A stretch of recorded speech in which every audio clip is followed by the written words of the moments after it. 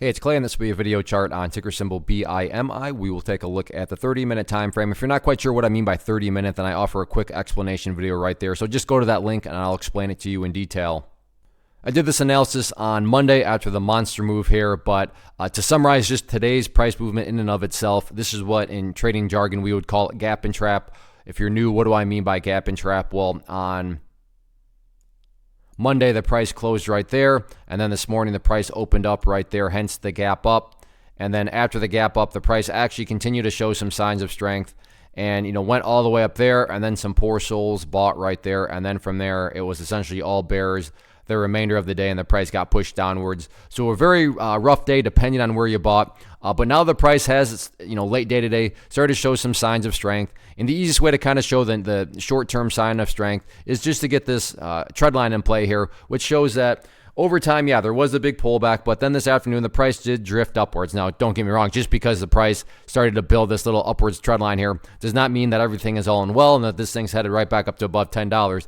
That's not what I'm saying. I'm just saying that compared to the earlier, price movement in the day, whereas essentially just the price going straight down, the price has at least stabilized and is now making a move slightly to the upside. So, case in point, watch that orange line there. Very, very important from the support side of things.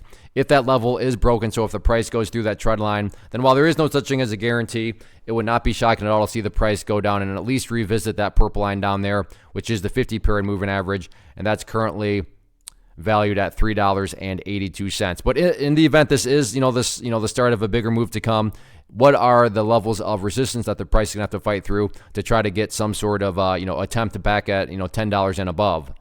If there is going to be any sort of bigger type movement, the first key hurdle that will need to be cleared right there at $6.45. If the price can get up through $6.45, then the next key level after that right up there around $7.60. So watch those levels going forward. Definitely a very fickle chart. The thing can move very quickly in both directions, so it's a knife that cuts both ways. But like I said, got to give some credit where credit's due after a very brutal opening session with the gap and then the push downwards. Price is showing some signs of strength. We'll see if they can build upon it or not.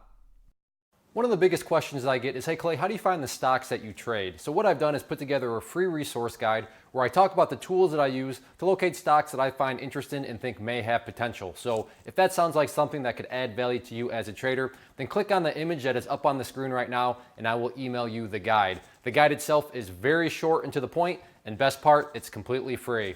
Thanks for watching the video. Let me know if you have any questions.